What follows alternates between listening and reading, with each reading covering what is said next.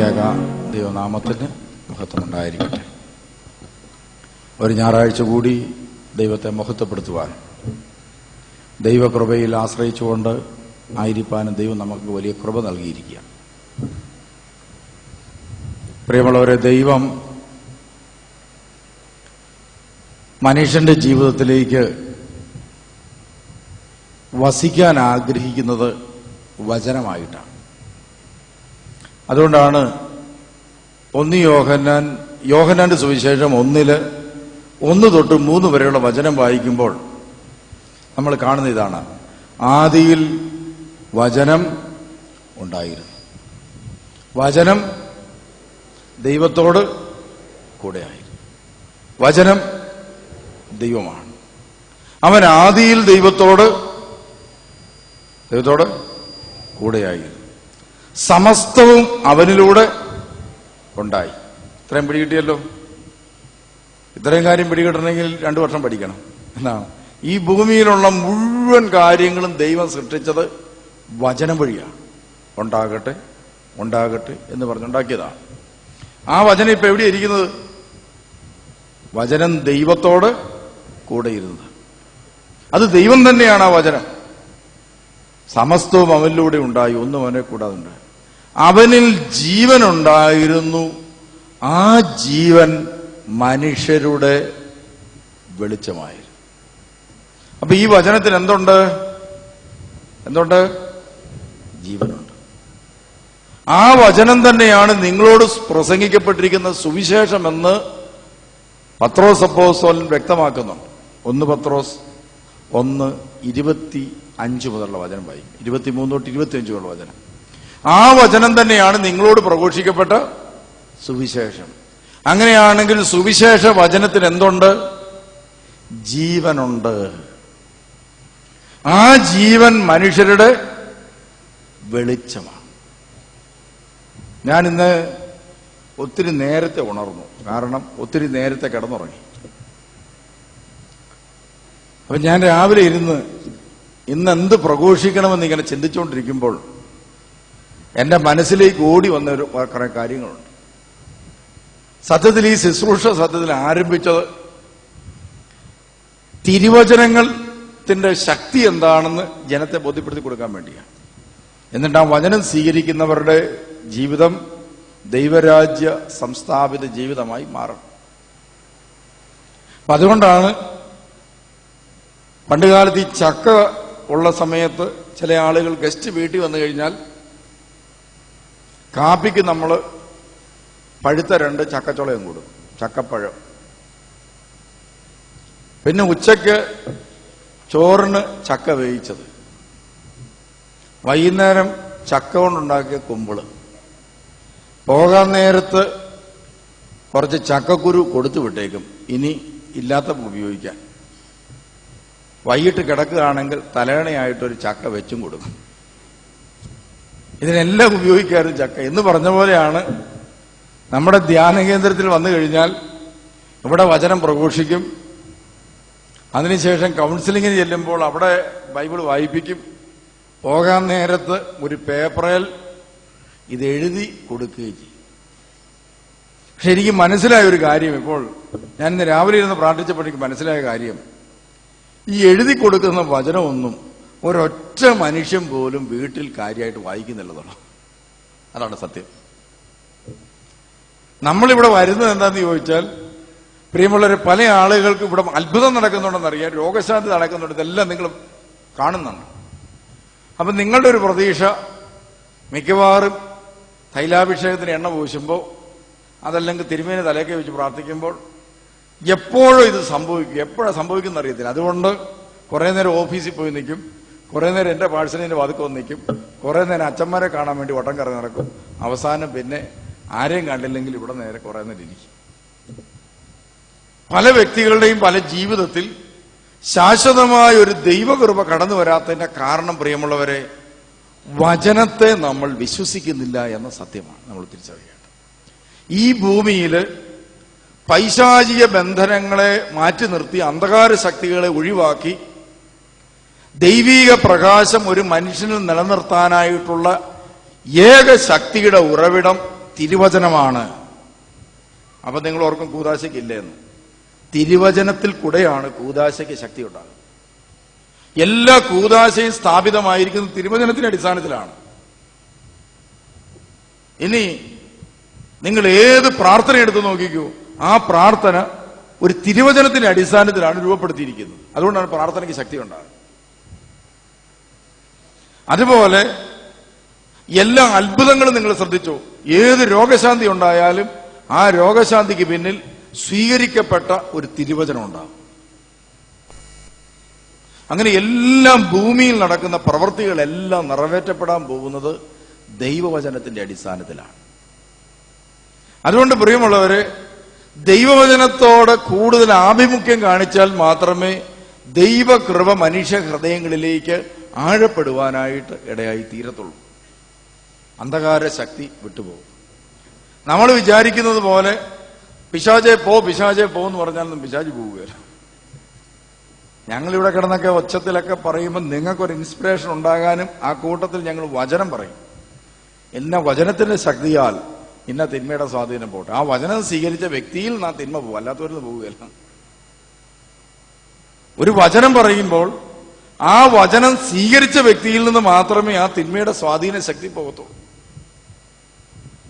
വചനം സ്വീകരിക്കാത്ത ഒരു മനുഷ്യനെ വളരെ നിഷ്പ്രയാസം കീഴടക്കാൻ സാത്താന് എളുപ്പത്തിൽ സാധിക്കും. ചെറിയൊരു പ്രലോഭനം കൊടുത്താൽ മതി, അതിനകത്തോട്ട് വീണു.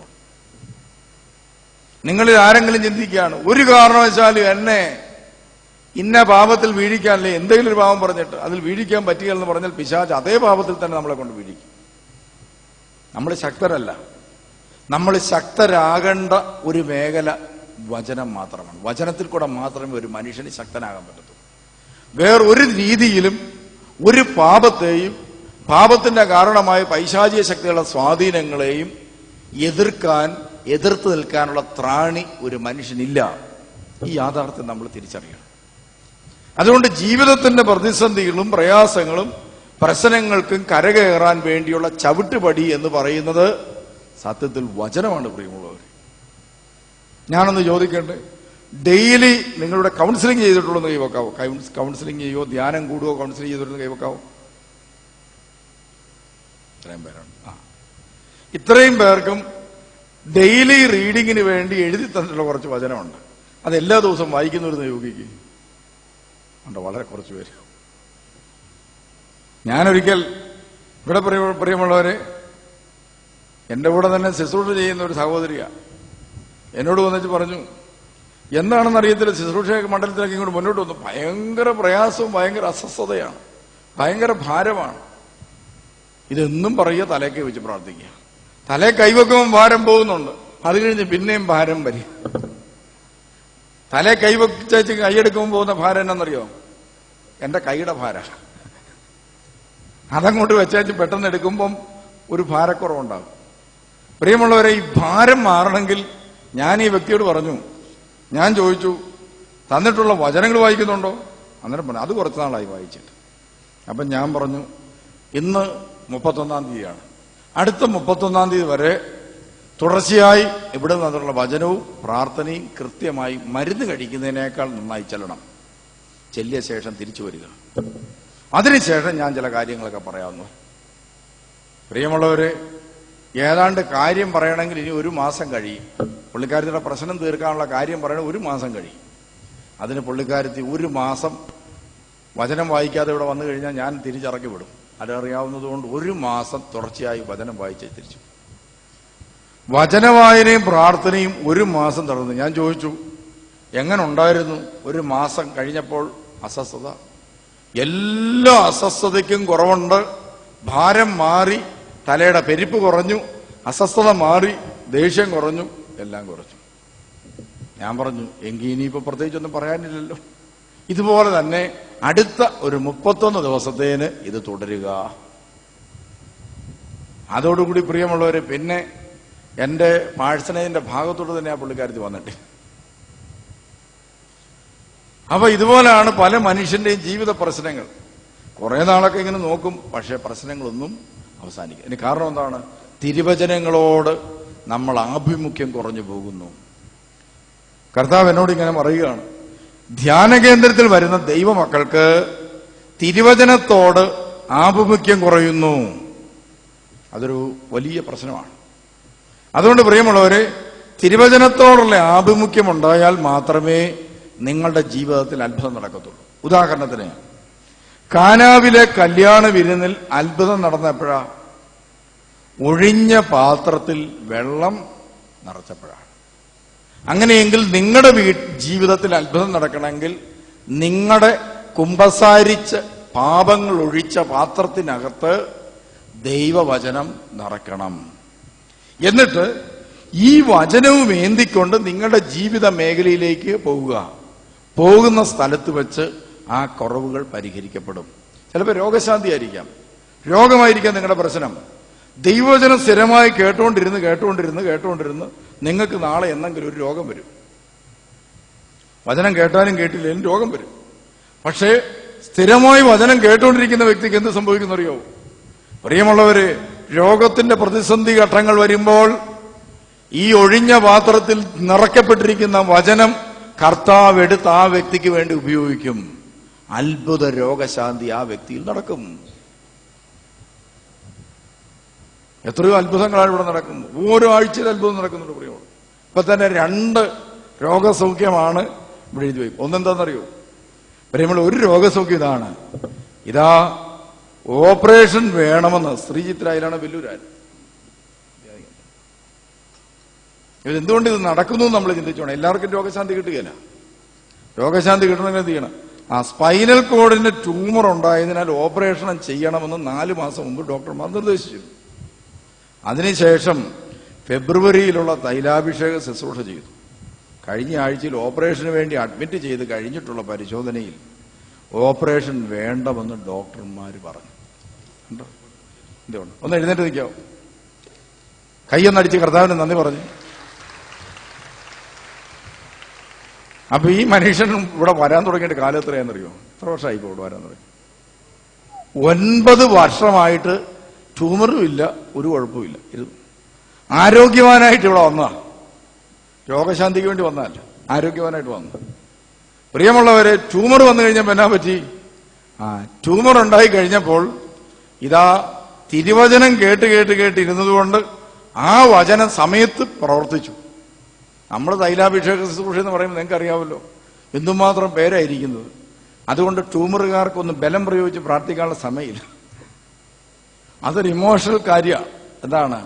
നിങ്ങൾ പറയാണ് എനിക്ക് ഭയങ്കര ക്യാൻസറാണ്, ചിലപ്പം മരിച്ചു പോകും എന്നൊക്കെ പറയുമ്പം ഞങ്ങൾക്ക് മനപ്രയാസം കൂടിയിട്ട് ചിലപ്പോൾ എന്ത് ചെയ്യും, ഒരു 10 മിനിറ്റ് സമയം കൂടുതലെടുത്ത് ചിലപ്പോൾ പ്രാർത്ഥിക്കും.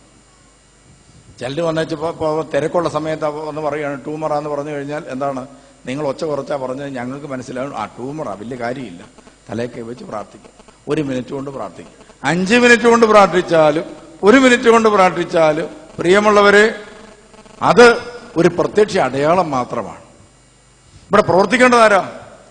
ദൈവവചനമാണ് പ്രവർത്തിക്കേണ്ടത്. ആരുടെ മേലാണ് പ്രവർത്തിക്കേണ്ടത്? രോഗിയുടെ മേലാണ്. അവർ രോഗിയിൽ എന്ത് നടന്നിരിക്കണം? വചനം സ്വീകരിക്കപ്പെട്ടിരിക്കുന്ന വ്യക്തിയിൽ മാത്രമേ ദൈവത്തിന്റെ ശക്തി ഇറങ്ങി പ്രവർത്തിക്കത്തുള്ളൂ. അപ്പൊ പ്രിയമുള്ളവരെ, 9 വർഷം തിരുവചനം കേട്ടുപിടിരുന്നു. ഇതാ അതിനുശേഷം ഉണ്ടായ 9 വർഷത്തിന് ശേഷം ഉണ്ടായ അനുഭവം എന്താണ്? ട്യൂമർ വന്നു. നാട്ടുകാരൊക്കെ ചില ആളുകളെ കളിയാക്കാറുണ്ട്, തൂത്തുട്ടി വരുന്നവരെ തന്നെ. നീ പോയിട്ട് നിന്റെ വീട്ടിൽ എന്നാ പ്രയോജനം ഉണ്ടായി? എന്നിട്ടും ട്യൂമർ വന്നില്ലേ? പക്ഷേ പ്രിയമുള്ളവരെ, ദൈവവചനം കേട്ടുകൊണ്ടിരിക്കുന്ന വ്യക്തിയുടെ ജീവിതത്തിൽ അത്ഭുതങ്ങൾ ഉണ്ടാകും, അത്ഭുതം നടക്കും. ഞങ്ങൾ ഈ കഴിഞ്ഞ ആഴ്ചയിൽ അയർലൻഡിൽ, കഴിഞ്ഞ മാസം അയർലൻഡിൽ ഒരു ധ്യാനത്തിനും ഇതുപോലെ തന്നെ, അതും വായിച്ചേക്കാം ഞാൻ, നമുക്കിത് അവരെ കൊണ്ട് വേണമെന്ന് പറയിപ്പിക്കാം പിന്നീട് ഞാൻ ഈ ക്ലാസ് കഴിയുന്നത്. എൻ്റെ മകൾ അനിത മാണി UK നേഴ്സായി ജോലി ചെയ്യുന്നു.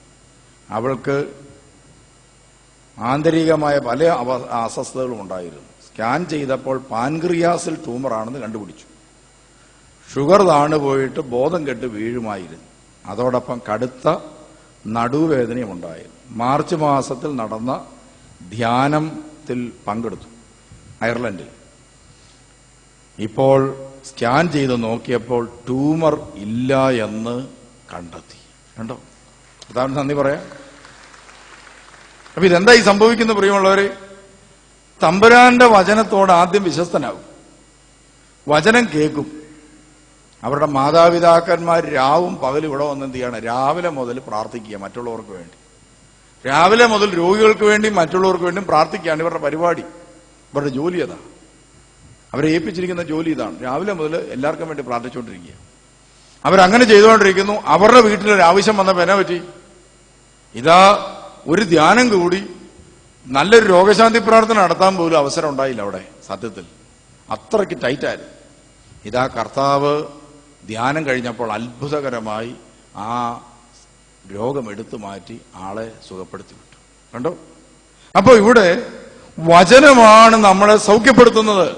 സങ്കീർത്തനം 107:20 അവിടുന്ന് തന്റെ വചനം അയച്ച് അവരെ സൗഖ്യപ്പെടുത്തി. അപ്പൊ ഞാൻ പറഞ്ഞു വന്നത് ഇതാ പ്രിയമുള്ളവര്, തിരുവചനം നമ്മുടെ തലയ്ക്കകത്ത് ഒരു പ്രത്യേക വെളിച്ചം നൽകും. ആ വെളിച്ചം എന്ന് പറഞ്ഞാൽ എന്താണെന്നറിയോ? ദൈവരാജ്യാനുഭവം. ദൈവരാജ്യാനുഭവം. ഈ ദൈവരാജ്യ അനുഭവം എന്ത് ചെയ്യണം? വികസിക്കണം നമ്മുടെ ജീവിതത്തിൽ. എന്ന് പറഞ്ഞാൽ വചനം കേട്ട് കേട്ട് നമ്മളൊരു വെളിച്ചമായി മാറണം. ഒരു വെളിച്ചമായി മാറണം. അതിനെന്ത് ചെയ്യണം? വേദപുസ്തകം നമ്മൾ രാവും പകലും ഇരുന്ന് വായിച്ച് അതിന്റെ അർത്ഥം ഗ്രഹിച്ച് നമ്മളെന്ത് ചെയ്യണം? മറ്റുള്ളവന് പകർന്നു കൊടുക്കാൻ കഴിവുള്ള വ്യക്തിയായി മാറണം. തിരുവചനം ഈ വചനത്തിന്റെ ശക്തി കൊണ്ടാണ് പ്രിയമുള്ളവർ. യേശുവിന്റെ നാമത്തിൽ എന്നൊക്കെ പറയുമ്പോൾ അന്ധകാര ശക്തികളൊക്കെ വിട്ടുപോകും. പല ആളുകളും വിചാരിച്ചിരിക്കുന്ന ഇതുണ്ട്, നമ്മള് വേണ്ട സൈക്കോളജിയിൽ ഏതാണ്ട് നമ്മൾ ഹിപ്നോട്ടിസം പഠിച്ചതുകൊണ്ട് സംഭവിച്ചതാണെന്ന് ആരാണ് ധരിച്ചു പോകും. അങ്ങനെ ചെയ്യാതിരിക്കും. പക്ഷെ ഇവിടെ ദൈവവചനമാണ് പറയുന്നത്. അനേകർക്ക് മോചനം ഉണ്ടായിട്ടുണ്ട്. അന്ധകാര ശക്തി ഉണ്ടെന്ന് ഞാനോ ഇവിടുത്തെ ഒരു അച്ഛനോ പറഞ്ഞിട്ടുണ്ടെങ്കിൽ അന്ധകാര ശക്തിയെ മോചിപ്പിച്ചിട്ടുമുണ്ട്, മോചിപ്പതിന്റെ റിസൾട്ട് ഉണ്ടായിട്ടുമുണ്ട്. അല്ലാത്തടത്ത് ഇതുവരെയും പറഞ്ഞിട്ടില്ല. അപ്പൊ പ്രിയമുള്ളവര്, ഇത് വചനത്തിലൂടെ മാറുമെന്ന് പറഞ്ഞിട്ടുണ്ടെങ്കിൽ വചനത്തിൽ കൂടെ തന്നെ അത് മാറിയിരിക്കും. അപ്പൊ വചനത്തെക്കുറിച്ച് വെളിപ്പെട്ട് കിട്ടിയിരിക്കുന്ന ബോധ്യത്തിന്റെ അടിസ്ഥാനത്തിലാണ് നമ്മളിവിടെ കൗൺസിലിംഗ് നടത്തുന്നതും വചന പ്രഘോഷണം നടത്തുന്നതും ഈ ശുശ്രൂഷകൾ നിർവഹിക്കുന്നത്. അപ്പൊ നിങ്ങൾ എന്ത് ചെയ്യണം? ഈ തിരുവചനം എന്ത് ചെയ്യണം? സ്വീകരിച്ചേ മതിയാകൂ. വേറൊരു മാർഗവുമില്ല. വേറൊരു മാർഗത്തിലൂടെയും ഈവൻ കൂദാശകളിലൂടെ പോലും ദൈവകൃപ. നിങ്ങൾക്കറിയാം, നിങ്ങൾ ഇതിനു മുമ്പ് കുമ്പസാരിച്ചിട്ടില്ലേ? ഇതിനു മുമ്പും കുമ്പസാരിച്ചിട്ടില്ലേ? ഇതിനു മുമ്പ് കുർബാനയ്ക്ക് പോയിട്ടില്ലേ? എന്നിട്ട് എന്താണ് കർത്താവിന്റെ ആത്മാവ് പ്രവർത്തിക്കാത്തത്? പ്രിയമുള്ളൊരു കൂദാശയുടെ ശക്തി പ്രവർത്തിക്കുന്നത് തിരുവചനം പാലിച്ച വ്യക്തിയിൽ മാത്രമേ ഇത് പ്രവർത്തിക്കത്തുള്ളൂ. അതുകൊണ്ടാണ് കൂദാശ എന്ന് പറയുന്ന സംഭവം ആർക്കേ അനുഭവിക്കാൻ പറ്റുള്ളൂ? പ്രിയമുള്ളവരെ, തിരുവചനം സ്വീകരിക്കാം, പാലിച്ചോളാമെന്ന് ബോധ്യപ്പെട്ട് ഉടമ്പടി ചെയ്ത് ഒപ്പിട്ട് സഭയ്ക്കുള്ളിൽ പ്രവേശിച്ച വ്യക്തിക്ക് മാത്രമേ കൂദാശ നടത്തത്തുള്ളൂ. പലപ്പോഴും ചിലരൊക്കെ ചോദിക്കാറുണ്ട്, നമ്മളോടുള്ള യേശുവിനോടുള്ള ഭക്തി കൊണ്ട് ഹൈന്ദവരായ ആളുകളോട് ചോദിക്കും, ഇതാ ഈ ക്രിസ്ത്യാനികളുടെ വീട്ടിൽ കൂദാശ നടത്തി, വീട് കൂദാശ ചെയ്ത് കൊടുത്തു, ഞങ്ങളുടെ വീടൊന്ന് കൂദാശ ചെയ്ത് തരാവോ? അപ്പൊ നമ്മളവരോട് അങ്ങനെയൊന്നും പറയുകയില്ല. എങ്കിലും നമുക്കറിയാം അങ്ങനെ ചെയ്തു കൊടുക്കാൻ പറ്റത്തില്ല. കാരണം എന്താണ്? ഈ തിരുവചനം യേശുവിനെ സ്വീകരിച്ചോളാമെന്ന് ഉടമ്പടി ചെയ്ത് ഒപ്പിട്ട് കൊടുത്ത യേശുവിന്റെ വചനം വിശ്വസിക്കുന്ന ഒരു സമൂഹത്തിന് വേണ്ടി മാത്രമേ കൂദാശ നടത്താൻ പാടുള്ളൂ. അപ്പോഴാണ് ശക്തി പുറപ്പെടുന്നത്. ഇപ്പൊ തൈലാഭിഷേക ശുശ്രൂഷകൾ നടത്തുമ്പോൾ പ്രിയമുള്ളവരെ, പല ആളുകളും മറ്റു മതത്തിൽപ്പെട്ടവർ പോലും വിശ്വാസത്തോടെ വന്ന് ആ കൂദാശയ്ക്ക് മുമ്പിൽ പുറകിലിരിക്കും. പക്ഷേ യേശുവിനെ അവർ വിശ്വസിക്കുന്നത് കൊണ്ട് പ്രിയമുള്ളവര് ടിവിയുടെ മുമ്പിൽ ഇരുന്നാൽ പോലും കർത്താവ് സൗഖ്യപ്പെടുത്തുന്നു. കഴിഞ്ഞ തൈലാഭിഷേക ശുശ്രൂഷ, കഴിഞ്ഞ ഞായറാഴ്ച തൈലാഭിഷേക ശുശ്രൂഷ നടക്കുമ്പോൾ ഇന്റർനെറ്റിലൂടെ തൈലാഭിഷേക ശുശ്രൂഷ കണ്ടുകൊണ്ടിരുന്ന ഒരു കൊച്ചിന്റെ തുറക്കാത്ത വിരലുകളെല്ലാം തുറന്നു വന്നു. പ്രിയമുള്ളവർ, ഈ തൈലാഭിഷേക ശുശ്രൂഷ നടക്കുമ്പോൾ, തൈലാഭിഷേക ശുശ്രൂഷ ഇവിടെ നടക്കുമ്പോൾ ഇന്റർനെറ്റിലൂടെ ഇത് കണ്ടുകൊണ്ടിരുന്ന അമ്മയും ഫാമിലി ആയിട്ട് അവർ കണ്ടുകൊണ്ടിരിക്കുക. കൊച്ചിന്റെ വിരല് നിവരുകയില്ലായിരുന്നു. ഇതാ ഇവിടെ തൈലാഭിഷേക ശുശ്രൂഷ നടക്കുമ്പോൾ അവിടെ ഇരുന്ന് കണ്ടുകൊണ്ടിരുന്ന വ്യക്തിയുടെ കൊച്ചിന്റെ വിരലല്ലാപ്പോൾ നേർന്നു. കേട്ടോ, 1 വയസ്സുള്ള ഒരു കൊച്ചിന്റെ. അപ്പോൾ പ്രിയമുള്ളവരെ, തിരുവചനങ്ങൾ നമ്മൾ സ്വീകരിച്ചു കഴിയുമ്പോൾ ആ വെളിച്ചം അനുസരിച്ച് നമ്മുടെ ജീവിതത്തെ ക്രമീകരിച്ചാൽ മതി. ജീവിതം യേശുക്രിസ്തു നമ്മുടെ കൂടെയുള്ള പോലെയാവും. വചനം കൂടെയുണ്ടെങ്കിൽ ആര് കൂടെയുണ്ട്? യേശു കൂടെയുണ്ട്. അപ്പൊ വചനം പാലിക്കാൻ തുടങ്ങുമ്പോൾ എന്താ സംഭവിക്കുന്നത്? യേശു നമ്മളും തമ്മിൽ ഒന്നാകുകയാണ്. അപ്പൊ ഒരു 50 വചനം ഹൃദയത്തിൽ നിങ്ങൾ സൂക്ഷിച്ചു വെക്കുകയാണെങ്കിൽ ആര് നെഞ്ചത്തിരിക്കുന്നതിന് തുല്യം? ആര് നെഞ്ചത്തിരിക്കുന്നതിന് തുല്യം? യേശു നെഞ്ചത്തിരിക്കുന്നതിന് തുല്യം. സംശയം വേണ്ട. എൻ്റെ ഒരു നല്ല കൂട്ടുകാരനുണ്ട്. അങ്ങേരുടെ പ്രത്യേകത, അങ്ങേർക്ക് ബുദ്ധിയും ബോധവും തീരെ കുറവാണ് ഇതെന്നുള്ള. അവസാനം അതുകൊണ്ട് ഞാൻ ഈ പുള്ളി ഉപേക്ഷിക്കേണ്ടി വന്നു. കാരണം എന്താണ്? ജ്ഞാനം ഇല്ലെങ്കിൽ നശിക്കുക. 10ാം ക്ലാസ് തോറ്റ പാർട്ടിയാണ്. ജയിച്ചോന്ന് എനിക്ക് സംശയമാണ്. അതോ ഇനി +2 ഉണ്ടോ എന്നറിയത്തില്ല. എന്തായാലും അങ്ങേർക്ക് പ്രിയമുള്ളവര് ഒരു ജോലിക്ക് വിട്ട് കഴിഞ്ഞാൽ ജോലി നന്നായി ചെയ്യാൻ പറ്റും. ഞാനൊരിക്കലും ഇവിടുന്ന് എറണാകുളത്തിന് പോവുകയാണ്. പക്ഷെ ഇവിടെ വേണേലും ഇടിച്ചു കയറി ആരുടെ കാല് പിടിച്ചു എന്ത് കാര്യം സാധിച്ചുകൊണ്ട് വരുന്നൊരു പ്രത്യേകതയുണ്ട്. അപ്പോഴാണ് ട്രെയിൻ വളരെ ലേറ്റാണ്. ഞങ്ങൾ ചെന്നപ്പോൾ റെയിൽവേ സ്റ്റേഷൻ ട്രെയിൻ വരാറായി. ലൈൻ നീണ്ടു നിൽക്കുകയാണ്. അപ്പം ഞാൻ പറഞ്ഞു, ഇതെങ്ങനെ ഇനി എടുത്ത് ഈ ട്രെയിനെ കയറി? ഉടനെ ഞാൻ എടുത്തുകൊണ്ടിരാന്ന് പറഞ്ഞു. ഈ പുള്ളിക്കാരൻ അവിടെ നിന്ന് ഏറ്റവും ഫ്രണ്ട് നിന്ന് ആളുടെ കാല് പിടിച്ചു. എന്നിട്ട് പറഞ്ഞു, ഇതാ ഒരു ചെമ്മാച്ചനുണ്ട് ഞങ്ങളുടെ കൂടെ, ഞങ്ങൾ രണ്ടുപേരുടെ എറണാകുളത്ത് പോവാണ്, ഈ ട്രെയിനെ തന്നെ പോണം സഹോദര, അതുകൊണ്ട് ടിക്കറ്റ് എടുത്തായിരുന്നു. അവർ ടിക്കറ്റ് എടുത്ത് കൊടുത്തു. അങ്ങനെ ഈ പുള്ളിയുടെ കയ്യിലായി പോയി ടിക്കറ്റും മിച്ചം വന്ന പൈസയായി. പ്രിയമുള്ളവർ, എറണാകുളം പോകുന്ന വഴിക്ക് വർത്താനം പറഞ്ഞുകൊണ്ടിരിക്കുന്നതിന് സമയത്ത് പുള്ളി പോക്കറ്റിൽ നിന്ന് എടുത്തത് ടിക്കറ്റ്. പുള്ളി വർത്താനം പറഞ്ഞുകൊണ്ടിരിക്കുമ്പോൾ ഇത് മുഴുവൻ പിച്ച് കയറി കുറച്ചു നേരം കഴിഞ്ഞപ്പോൾ കൈ പിടിച്ചിട്ടുണ്ട്. കുറേ നേരം കഴിഞ്ഞപ്പോൾ ഞാൻ നോക്കിയപ്പോൾ കാണുന്നത് യാത്ര ചെയ്യുന്ന ടിക്കറ്റ് കയറി കൈ പിടിച്ചിട്ടുണ്ട്. ഞാൻ ചോദിച്ചു, തന്നെ കാണിക്കുന്നു. ഉടനെ പുള്ളി നോക്കിയേച്ച് പറയാം, കർത്താവിനോട് പറയാം ഇതെല്ലാം ഒന്നാക്കി തരാം. ഞാൻ പറഞ്ഞു, ഇത് വല്ലതും റെയിൽവേക്കാരോട് പറഞ്ഞിട്ട് കാര്യമുണ്ടോ? അപ്പൊ അങ്ങനത്തെ പരിപാടികളൊക്കെയാണ് പുള്ളിക്കാരൻ കാണിച്ചുകൊണ്ടിരിക്കുന്നത്. അപ്പൊ ഞാൻ ഈ ട്രെയിനിലൊക്കെ പോകുമ്പോൾ ബൈബിളൊക്കെ വായിച്ചുകൊണ്ടിരിക്കും. അപ്പോഴാണ് പുള്ളി അടുത്തുള്ള ആളോട് തോണ്ടിയിട്ട് ചോദിക്കും, വേദപുസ്തകത്തിലെ വചനമൊക്കെ വായിക്കാറുണ്ടോ എന്നൊക്കെ ചോദിക്കും. ചിലരൊക്കെ പുള്ളിയെ ചീത്തയും കൂടെ പറയും. അത് കേട്ട് കഴിയുമ്പോൾ പറയും പ്രൈസ് ദി ലോർഡ്. പുള്ളിക്ക് ആരുടെയെങ്കിലും വായിൽ നിന്ന് യേശുവിന്റെ നാമത്തെ പറഞ്ഞ് തെറി കേൾക്കണമെന്നൊരു നിർബന്ധം പോലെയാണ്. പരോപകാരിയാണ്. ഒരു ദിവസം പ്രിയമുള്ളവരെ, ഒരു അമ്മയും അപ്പനും ഒരു 4-5 പിള്ളേരും 5-8 ബാഗുമായിട്ട് ട്രെയിനിൽ നിൽക്കുക. അവർ ചോദിച്ചു, പിറവ് അടുക്കാറായോ? അവർ കോട്ടയം മുതൽ എഴുന്നേറ്റ് നിൽക്കുകയാണ് പിറവത്തിറങ്ങാനായിട്ട്. ഉടനെ പുള്ളി പറഞ്ഞു, ഞാൻ സഹായിക്കാമെന്ന്.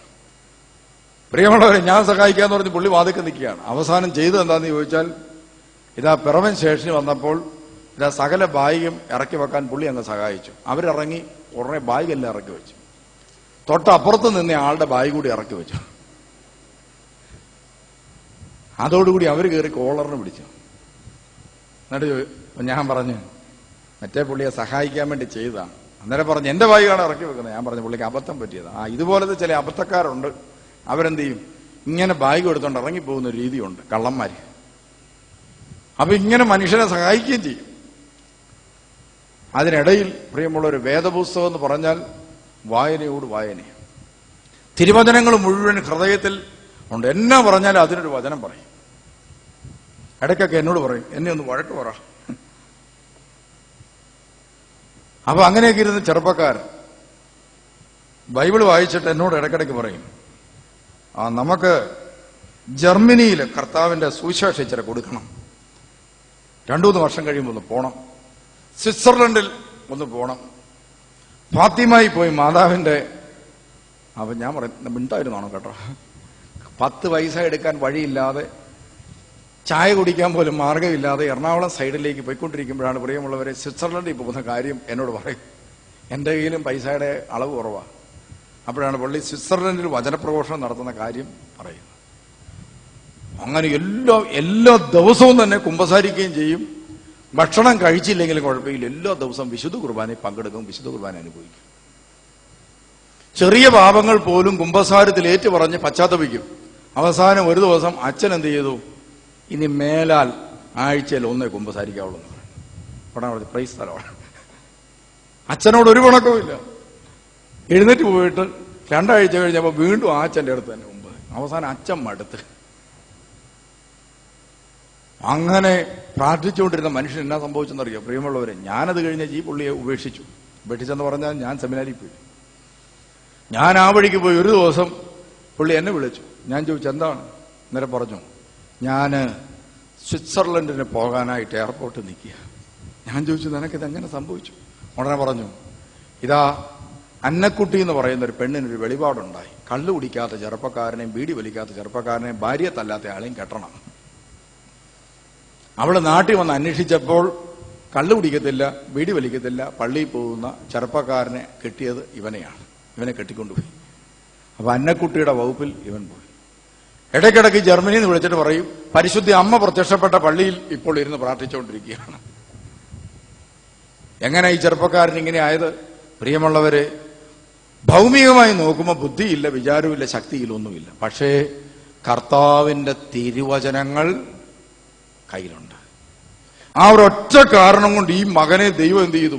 ഉയർത്തി, വളർത്തി, അനുഗ്രഹിച്ച് ശക്തിപ്പെടുത്തി.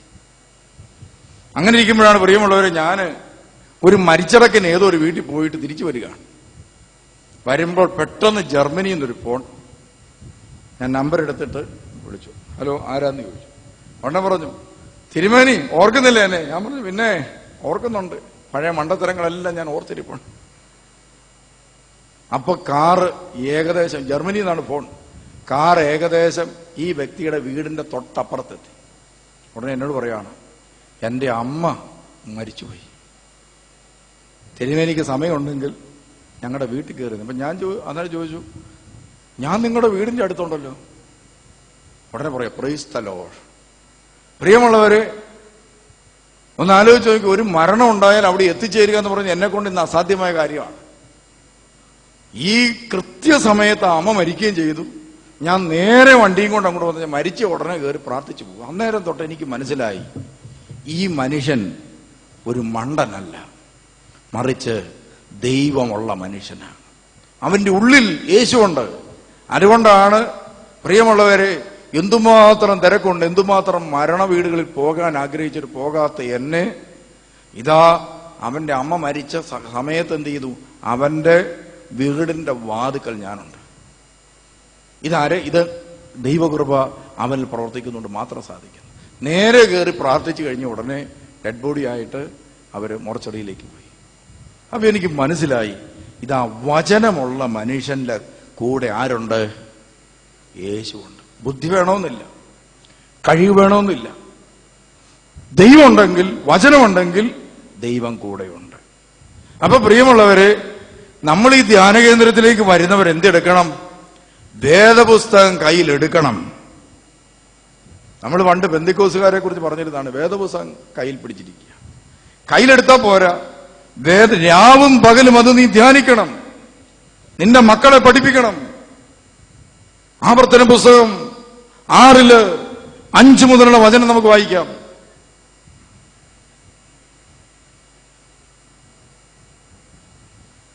നിയമാവർത്തനം 6:5 മുതലുള്ള വചനം. നിങ്ങളുടെ ദൈവമായ കർത്താവിനെ പൂർണ്ണ ഹൃദയത്തോടും പൂർണ്ണാത്മാവോടും പൂർണ്ണ ശക്തിയോടും കൂടി സ്നേഹിക്കണം. ഞാൻ ഇന്ന് കൽപ്പിക്കുന്ന ഈ വചനങ്ങൾ നിങ്ങളുടെ ഹൃദയത്തിൽ ഉണ്ടായിരിക്കണം. ഈ വചനങ്ങൾ നിങ്ങളുടെ ഹൃദയത്തിൽ ഉണ്ടായിരിക്കണം. പിന്നെ ജാഗരൂകതയോടെ അവ നിങ്ങളുടെ മക്കളെ പഠിപ്പിക്കണം. നിങ്ങളുടെ മക്കളെ അത് പഠിപ്പിക്കണം. പിന്നെ വീട്ടിലായിരിക്കുമ്പോഴും യാത്ര ചെയ്യുമ്പോഴും കിടക്കുമ്പോഴും എഴുന്നേൽക്കുമ്പോഴും അവയെപ്പറ്റി സംസാരിക്കണം. വചനം വീട്ടിൽ സംസാരിക്കാൻ തുടങ്ങണം. പിന്നെ അവ കയ്യിൽ ഒരടയാളമായും നെറ്റിത്തടത്തിൽ പട്ടമായും അണിയണം. അവ നിങ്ങളുടെ വീടിന്റെ കട്ടിളക്കാലിന്മേലും പടിവാതിലിന്മേലും എഴുതണം. നിങ്ങളുടെ ദൈവമായ കർത്താവ് നിങ്ങൾക്ക് തരുമെന്ന് നിങ്ങളുടെ പിതാക്കന്മാരായ അബ്രാഹം, ഇസഹാക്ക്, യാക്കോബ് എന്നിവരോട് ശപഥം ചെയ്ത നാട്ടിലേക്ക് നിങ്ങളെ കൊണ്ടുവന്ന് നിങ്ങൾ പണിയാത്ത വിശാലവും മനോഹരവുമായ നഗരങ്ങളും എന്നൊക്കെ കിട്ടും. വചനം നെഞ്ചത്തെഴുതി വച്ചവൻ, കട്ടളപ്പടിയിൽ എഴുതി വച്ചവൻ, രാവും പകലും ധ്യാനിച്ചവൻ, ഇതാ യാത്രയിലായിരിക്കുമ്പോഴും വീട്ടിലായിരിക്കുമ്പോഴും തിരുവചനത്തെക്കുറിച്ച് സംസാരിച്ചവൻ, അവന് കിട്ടുന്ന അനുഗ്രഹം എന്താണ്? പണി. വായിച്ചു വന്ന്. നിങ്ങൾ പണിയാത്ത വിശാലവും മനോഹരവുമായ നഗരങ്ങളും, നീ പണിയാത്ത നഗരത്തിൽ നീ ജീവിക്കും. പിന്നെ നിങ്ങൾ നിറയ്ക്കാതെ വിശിഷ്ട വസ്തുക്കൾ കൊണ്ട് നിറഞ്ഞിരിക്കുന്ന വീടുകളും, നീ നിറയ്ക്കാതെ നീ ചില വിശിഷ്ടമായ നിറയ്ക്കപ്പെട്ട വീടുകളിൽ താമസിക്കും. പിന്നെ നിങ്ങൾ കുഴിക്കാത്ത കിണറുകളും, നീ കുഴിക്കാത്ത കിണറ്റിൽ നിന്ന് നീ വെള്ളം കുടിക്കും. പിന്നെ നിങ്ങൾ നട്ടുപിടിപ്പിക്കാത്ത മുന്തിരിത്തോട്ടങ്ങളും, നീ നട്ടുപിടിപ്പിക്കാത്ത മുന്തിരിത്തോട്ടത്തിൽ നിന്ന് നിനക്ക് ഫലം കൊയ്യാൻ പറ്റും. ഒലിവു മരങ്ങളും കണ്ടോ? ഇനി നിങ്ങൾക്ക് നൽകുകയും നിങ്ങൾ ഭക്ഷിച്ച് സംതൃപ്തരാവുകയും ചെയ്യുമ്പോൾ നിങ്ങളെ അടിമത്തത്തിന്റെ ഭവനത്തിൽ നിന്ന് കൊണ്ടുവന്ന കർത്താവിനെ മറക്കാതിരിക്കാൻ സൂക്ഷിച്ചുകൊള്ളുക. കണ്ടോ? ഒറ്റ കാര്യം മാത്രം, വചനം പാലിക്കുന്നവൻ ഒറ്റ കാര്യം മാത്രം ചെയ്താൽ മതി. തമ്പുരാനെ മറക്കരുത്. എല്ലാം ലഭിച്ചു കഴിയുമ്പോൾ തമ്പുരാനെ മറക്കരുത്. ബാക്കിയുള്ളതെല്ലാം ദൈവം നമുക്ക് തരും. ഇപ്പൊ എന്നാ സംഭവിച്ചിരിക്കുന്നത്? പ്രിയമുള്ളവരെ, നമ്മൾ പണിത വീട്ടിലാ താമസിക്കുന്നത്. പക്ഷെ എന്നാ അവസ്ഥ? പ്രിയമുള്ളവരെ, ഒരു പരദേശിയെ പോലെയാ. എപ്പോഴാ തട്ടിപ്പോകുന്നറിയാമോ? ഒരു പരദേശിയെ പോലെയാ. എപ്പോഴാ മക്കൾ ഇറക്കി വിടുന്നറിയാൻ മേല. എപ്പോഴാ ഇറങ്ങിപ്പോകേണ്ടെന്ന് ജപ്തി എപ്പോഴാ വരുന്നറിയാൻ മേല. കാര്യം 10 കോടി രൂപയുടെ വീടായിരിക്കും, പക്ഷേ സമാധാനത്തോടെ കിടന്നിറങ്ങാൻ പറ്റുന്നില്ല. പക്ഷേ ആ നഗരത്തിന്റെ ഒരു സൗഭാഗ്യം അനുഭവിക്കാൻ നമ്മളെ കൊണ്ട് സാധിക്കുന്നില്ല. നല്ല കാറ്റുള്ള, പടിഞ്ഞാറൻ കാറ്റടിക്കുന്ന നല്ല എന്നാ പറയുന്നത്, ഫ്ലോറൊക്കെ പണിതിട്ടിട്ടുണ്ടായിരിക്കുന്നു, സിറ്റ് ഔട്ട് പുറകിൽ. ജീവിതത്തിൽ ഒരിക്കലെങ്കിലും സമാധാനത്തോടെ അവിടെ ഇറങ്ങിയിരിക്കാൻ പറ്റുന്നുണ്ടോ? ഇല്ല. ഇനി നല്ല നഗരങ്ങൾ, നല്ല ഭവനങ്ങൾ. പിന്നെ വായിച്ചേ, നിങ്ങൾ കുഴിക്കാത്ത കിണറുകളും. നല്ല കിണറും കുഴിച്ചിട്ടുണ്ട്, ഇഷ്ടം പോലെ വെള്ളമുണ്ട്. പക്ഷേ മനസമാധാനത്തോടെ സംതൃപ്തിയോടെ വെള്ളം കുടിച്ച് മരിക്കാൻ പറ്റുന്നുണ്ടോ? ചാകാൻ കിടക്കുമ്പോൾ വെള്ളം എന്ന് പറഞ്ഞിട്ട് തരാൻ ആരിലും ഉണ്ടോ? അതുമില്ല. പിന്നെ നിങ്ങൾ നട്ടുപിടിപ്പിക്കാത്ത മുന്തിരിത്തോട്ടങ്ങളും ഒലിവു മരങ്ങളും നിങ്ങൾക്ക് നൽകുകയും. നമ്മൾ ഒലിവ് മരമുണ്ട്, മുന്തിരിത്തോട്ടമുണ്ട്, എന്നിട്ട് വല്ലതും അനുഭവിക്കാൻ പറ്റുന്നുണ്ടോ? ഒന്നുമില്ല. വായിച്ചേ, നിങ്ങൾ ഭക്ഷിച്ച് സംതൃപ്തരാവുകയും ചെയ്യുമ്പോൾ. ഭക്ഷിച്ച് സംതൃപ്തരാകുമ്പോൾ.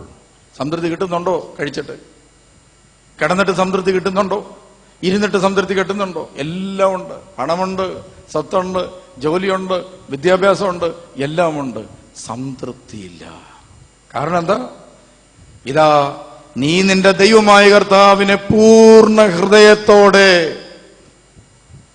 സ്നേഹിക്കുകയും കർത്താവിനെ പൂർണ്ണ ഹൃദയത്തോടെ സ്നേഹിച്ച് അവന്റെ വചനം രാവും പകലും ധ്യാനിക്കുന്ന മനുഷ്യൻ ഭാഗ്യവാൻ. സങ്കീർത്തനം 1-3 വരെയുള്ള വചനം നമുക്കറിയാവുന്നൊരു സങ്കീർത്തനം, 1-ാം സങ്കീർത്തനം അല്ലേ? അതിലെ 4 മുതലുള്ള വചനം ഒന്ന് വായിച്ചേ. ആറ്റരികത്ത് നട്ടിരിക്കുന്നതും, പിന്നെ തക്കകാലം ഫലം കായ്ക്കുന്നതും, പിന്നെ ഇലവാടാത്തതുമായ വൃക്ഷം പോലെയായിരിക്കും അവൻ. ആരാ? കർത്താവിന്റെ വചനം പാലിക്കുന്നവൻ. കണ്ടോ? നമുക്ക് ആ സങ്കീർത്തനം ഒന്ന് വായിക്കാം. ദുഷ്ടന്മാരുടെ, എന്നിട്ട് നമ്മൾ നോക്കണം ഏതാണ് ഈ ദുഷ്ടന്മാരെന്ന്. ദൈവവചനം സ്വീകരിക്കാത്തവർ, തിരുവചനത്തെ ബഹുമാനിക്കാത്തവർ, കൂദാശകളെ ബഹുമാനിക്കാത്തവർ, ദേവാലയത്തെ ബഹുമാനിക്കാത്തവർ, ഇതാണ് ദുഷ്ടന്മാർ. ദുഷ്ടന്മാരുടെ ആലോചന പ്രകാരം നടക്കരുത്. ദുഷ്ടന്റെ വായിൽ നിന്ന് എന്തും വരും, നുണ വരും.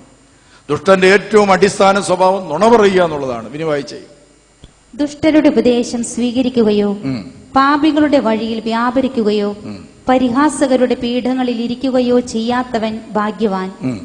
അവന്റെ ആനന്ദം കർത്താവിന്റെ നിയമത്തിലാണ്. കണ്ടോ? ഇത് 3 കൂടെ വിട്ടുകളയാവെങ്കിൽ പ്രിയമുള്ളവരെ എന്നാക്കെയാണ്? ഒന്ന്, ദുഷ്ടനോടായിട്ടുള്ള ബന്ധം വിടണം. പിന്നെ പാപികളുടെ വഴിയിൽ വ്യാപരിക്കുക. പിന്നെ പരിഹാസകരുടെ പീഠങ്ങളിൽ ഇരിക്കുകയോ. ഇത് 3 നമ്മളെ ഇപ്പൊ കാർന്നു നിന്നുകൊണ്ടിരിക്കുന്ന സാധനം. സോഷ്യൽ മീഡിയയിലൂടെയാണ് നമ്മൾ ഏറ്റവും കൂടുതൽ പീഡിപ്പിക്കപ്പെടുന്നത്. ഇത് 3 സോഷ്യൽ മീഡിയയുടെ 3 വഴികളുണ്ട്. ഒന്ന്, ദുഷ്ടന്റെ ആലോചന മുഴുവൻ അതിനകത്ത് കാണും. പാപിയുടെ മുഴുവൻ തലയും അതിനകത്തുണ്ട്. അവന്റെ വഴി വ്യാപാരം അതിനകത്താണ്. പിന്നെ പരിഹാസിയുടെ പീഠം, മറ്റുള്ളവനെ അപഹസിക്കുക. ഇത് മൂന്നും കൂടെ അതിനകത്തേക്ക് കയറിയിരിക്കുക. അതുകൊണ്ടാണ് സോഷ്യൽ മീഡിയയ്ക്കകത്ത് കയറി ഇറങ്ങിക്കഴിഞ്ഞാൽ ഉള്ള സമാധാനം കൂടെ പോകും. നിങ്ങൾ ശ്രദ്ധിച്ചിട്ടുണ്ടോയെന്ന് എനിക്കറിഞ്ഞുകൂടാ. നമ്മുടെ ഉള്ള സമാധാനം കൂടെ കെടുത്തുന്ന സാധനമാണിത്. എന്നിട്ടോ ഇതിൽ നിന്ന് മൂന്നിൽ നിന്ന് വിട്ട് എന്ത് ചെയ്യണം? യഹോവയുടെ വായിച്ചേ, അവന്റെ നിയമം, അവന്റെ ആനന്ദം കർത്താവിന്റെ നിയമത്തിലാണ്. അവന്റെ ആനന്ദം കർത്താവിന്റെ വചനത്തിലാണ്. പിന്നെ രാവും പകലും അവൻ അതിനെക്കുറിച്ച് ധ്യാനിക്കുന്നു. എപ്പോഴാണ്? രാവും പകലും തിരുവചനം ധ്യാനിക്കും. പിന്നെ നീർച്ചാലിനരികെ നട്ടതും യഥാകാലം ഫലം തരുന്നതും ഇല കൊഴിയാത്തതുമായ വൃക്ഷം പോലെയാണ് അവൻ. പ്രിയമുള്ളവരെ, അങ്ങനെയുള്ളവര് ഇങ്ങനെ ചുമ്മാ അങ്ങ് വളരും. സമയമാകുമ്പോഴത്തേനും ഫലം പുറപ്പെടുവിക്കും. മക്കൾക്ക് എൻട്രൻസിന്റെ തന്നെ അങ്ങ് വരും. പിന്നെ എല്ലാം കറക്റ്റായിട്ട് അങ്ങ് നടക്കും. ഒന്നും അറിയേണ്ട കാര്യമില്ല. മാതാപിതാക്കന്മാര് ദൈവകൃപയിൽ അങ്ങ് ജീവിച്ചാൽ മതി. മക്കളുടെ കാര്യമൊക്കെ വരുമ്പോൾ എന്താണ്? തന്നെ കല്യാണാലോചന വന്നോളൂ, തന്നെ സമയമാകുമ്പം കെട്ടിച്ചും വിടാൻ പറ്റും. എല്ലാം ദൈവം നടത്തിക്കോളും. ഒന്നൊന്ന് ജോലിയും കിട്ടും കറക്റ്റ് സമയത്ത്. എല്ലാം കറക്റ്റായിട്ട് വരും. അതാണ് പ്രിയമുള്ളത്. എല്ലാം കറക്റ്റ് സമയത്ത്, എല്ലാം കറക്റ്റായിട്ട് അങ്ങ് നടന്നോളും. നമ്മളൊന്നും അറിയണ്ട, വെറുതെ നിന്നു കൊടുത്താൽ മതി. അതാണ് കൃപയിൽ ജീവിക്കുക എന്ന് പറയും. ദൈവത്തിന്റെ സമയമാകുമ്പോൾ ദൈവം നമുക്ക് ഏറ്റവും ബെസ്റ്റ് ആയിരിക്കും തരുന്നത്. മോശമൊന്നും തരിക. ഏറ്റവും ബെസ്റ്റ് ആയിട്ടുള്ളത് ദൈവം എടുത്ത് നമുക്ക് തരും. അതാണ് പ്രത്യേകത. ഇനി വായിച്ചേ. അവന്റെ പ്രവൃത്തികൾ സഫലമാകുന്നു. ദുഷ്ടർ ഇങ്ങനെ, അവന്റെ പ്രവൃത്തികളൊക്കെ എന്ത് ചെയ്യും? റിസൾട്ട് ഉണ്ടാകും പ്രവൃത്തി ചെയ്താൽ. പിന്നെ ദുഷ്ടർ ഇങ്ങനെയല്ല. ദുഷ്ടന്മാരുടെ പ്രവൃത്തി എന്താണ്? അതിങ്ങനെയല്ല. പിന്നെ എങ്ങനെയാ? കാറ്റു പറത്തുന്ന പതിര് പോലെയാണ് അവൻ. പതിര് പോലെ അവൻ പറന്നു പോകും. പിന്നെ ദുഷ്ടർക്ക് ന്യായവിധിയെ നേരിടാൻ കഴിയുകയില്ല. ഇതാണ് അവസ്ഥ. അതുകൊണ്ട് പ്രിയമുള്ളവര്, ഇതാ നമ്മൾ വിതയ്ക്കാത്ത, നമ്മൾ കൊയ്യാത്ത, ഇതാ ഫലം ശേഖരിക്കാൻ വേണ്ടി ദൈവകൃപയുള്ളവനെ ദൈവം ഒരുക്കും. മറ്റൊരാളായിരിക്കും അധ്വാനിച്ചത്. അതാണ് പ്രിയമുള്ളവര്. നമ്മൾ ഗൾഫ് നാടുകളിലേക്കൊക്കെ പോയാൽ വിശാലമായ പട്ടണങ്ങൾ, ഇതാ അവിടേക്ക് ചെന്ന് കഴിയുമ്പോൾ ദൈവമാണ് നമ്മളെ അവിടെ കൊണ്ടാക്കുന്നത്. ദൈവമാണ് നമ്മളെ കൊണ്ടാക്കുന്നത്. നമുക്കറിയാം, യൂറോപ്യൻ രാജ്യങ്ങൾ എത്രയോ സായിപ്പന്മാരുടെ ബുദ്ധി കൊണ്ട് പണിതുയർത്തപ്പെട്ടതാണ്. നല്ല വഴികൾ, നല്ല വീട്, 150-200 വർഷം പഴക്കമുള്ള നല്ല വീടുകൾ, നല്ല സിറ്റികൾ, അതുപോലെ നല്ല ജീവിത സൗകര്യങ്ങൾ, നല്ല നിയമങ്ങൾ, എല്ലാം റെഡിയാക്കി വെച്ചിട്ട് അനുഭവിക്കാൻ ആരില്ല, തലമുറയില്ല. അതുകൊണ്ട് പറയുകയാണ്, നേഴ്സുമാർ കയറിപ്പോരെ, പുറകെ ഭർത്താക്കന്മാരും പോരെ. എല്ലാത്തിനും ഇവിടുന്ന് കൊണ്ടുപോയി ഇപ്പം നമ്മുടെ നേഴ്സുമാരും ഭർത്താക്കന്മാരും അത് അനുഭവിക്കാൻ തുടങ്ങിയപ്പോൾ ആരെ മറന്നു? പലരും തമ്പുരാനെ മറന്നു. അതൊരു പ്രശ്നം. പ്രിയമുള്ളവര്, ദുഷ്ടന്മാര് അങ്ങനെയല്ല. അതൊരു തിന്മയുടെ ലോകമാണ്. അതിനെ നിയന്ത്രിക്കുന്ന പ്രിയമുള്ളവർ മനുഷ്യരല്ല. അതാണ് നമ്മൾ അറിയേണ്ട ഒരു കാര്യം. ഇത് മനുഷ്യരല്ല നിയന്ത്രിക്കുന്നത്. ദൈവവചനം പാലിക്കാത്ത സമൂഹത്തെ നിയന്ത്രിക്കുന്നത് നമ്മൾ പോലും അറിയാത്ത കായൻ ആത്മാവാണ്. ഇത് നമ്മളെങ്ങനെ ബന്ധിക്കും? എന്താണ് ഈ കായന്റെ സ്പിരിറ്റിന്റെ പ്രത്യേകത? പ്രിയമുള്ളവരെ, വെറുപ്പ്, വിദ്വേഷം, വൈരാഗ്യം. ചുമ്മാ അങ്ങ് തോന്നും മറ്റുള്ളവനോട്. അയലോക്കത്തിരിക്കുന്നവരോട് ദേഷ്യം, വെറുപ്പ്, വൈരാഗ്യം. ഒരാൾ പ്രാർത്ഥനയ്ക്ക് പോകുന്നത് കണ്ടു കഴിഞ്ഞാൽ അവനോട് നമുക്ക് ചുമ്മാ അങ്ങ് ദേഷ്യം വരിക. അങ്ങനെ ഉണ്ടെങ്കിൽ ഓർത്തോണം, അതൊരു തിന്മയുടെ ആത്മാവാണ്, ഒരു ദുരാത്മാവിന്റെ ബന്ധനമാണ്. അതുകൊണ്ടാണ് എഫേസസ് 6:10-20 വരെയുള്ള വചനം നിങ്ങൾ കാണാതെ പഠിക്കണം. അവസാനമായി കർത്താവിലും അവിടുത്തെ ശക്തിയുടെ പ്രാഭവത്തിലും കരുത്തുള്ളവരാകും. എവിടെയാ കരുത്തുണ്ടാകേണ്ടത്? കർത്താവിൽ കരുത്തുള്ളവനായിരിക്കണം. അവന്റെ ശക്തിയിലായിരിക്കണം നിങ്ങൾ കരുത്ത് പ്രാപിക്കേണ്ടത്. ഇനി സാത്താന്റെ കുടിലതന്ത്രങ്ങൾ എതിർത്ത് നിൽക്കാൻ ദൈവത്തിന്റെ എല്ലാ ആയുധങ്ങളും ധരിക്കുവിൻ. അപ്പൊ സാത്താന്റെ തന്ത്രങ്ങൾ എങ്ങനെയാ? കുടിലമാണ്. ഭയങ്കര കുടിലമായ തന്ത്രങ്ങളുണ്ട്. കുടിലതന്ത്രങ്ങൾ എന്ന് പറഞ്ഞാൽ എന്താണ്? കുടിലതന്ത്രം എന്ന് പറഞ്ഞാൽ എന്താണ്? പ്രിയമുള്ളവര്, നമുക്ക് മീനിനെയൊക്കെ നമ്മൾ പിടിക്കുന്ന കണ്ടിട്ടില്ലേ? മീനിനെ പിടിക്കാൻ നമുക്ക് ചെയ്യാൻ പറ്റുന്ന കാര്യം ഒരു ചൂണ്ട അങ്ങോട്ട് ഇടുക എന്നുള്ള. വെറുതെ ചൂണ്ടയിട്ടിട്ട് എത്ര നേരം നോക്കിയിരുന്നാലും മീൻ കൊത്തുവോ? ഇല്ല. പിന്നെ എങ്ങനെയാ മീനെ കിട്ടുന്നത്? മീനിന് ഇഷ്ടമുള്ള ഇരയെ അതിൻ്റെ അറ്റത്ത് കോർക്കും. എന്നിട്ട് എന്ത് ചെയ്യും? അതിടും. മീൻ വിചാരിക്കും എന്താണ്? തീറ്റയാണെന്നോർത്ത് കഴിക്കും. തീറ്റയാണെന്നോർത്ത് ഇത് വിഴുങ്ങും. അവസാനം അത് ആരുടെ തീറ്റയാകും? അത് വേറൊരാളുടെ തീറ്റയാകും. ഇങ്ങനെയാണ് നമ്മളൊക്കെ ജീവിതത്തിൽ പോയി പലരിട്ടും കയറി കൊത്താറുണ്ട്. കൊത്തിക്കഴിഞ്ഞാൽ പ്രിയമുള്ളവരെ നമ്മൾ വേറൊരാളുടെ തീറ്റയാകും. പിശാച് ഇതുപോലെയാണ് ചൂണ്ടയിടുന്നത്. നമ്മളെ അങ്ങോട്ട് ചൂണ്ടയിട്ട് കഴിഞ്ഞാൽ പ്രിയമുള്ള ഒരിക്കലും സാത്താൻ നേരിട്ട് പരീക്ഷിക്കാൻ വരികയില്ല. നമുക്ക് ഇട്ടുതരുന്ന ചൂണ്ട ഏതായിരിക്കും? നമുക്ക് ഏറ്റവും ഇഷ്ടപ്പെട്ട സംഭവങ്ങൾ വഴിയായിരിക്കും പിശാച് വന്ന് നമ്മളെ കീഴടക്കും.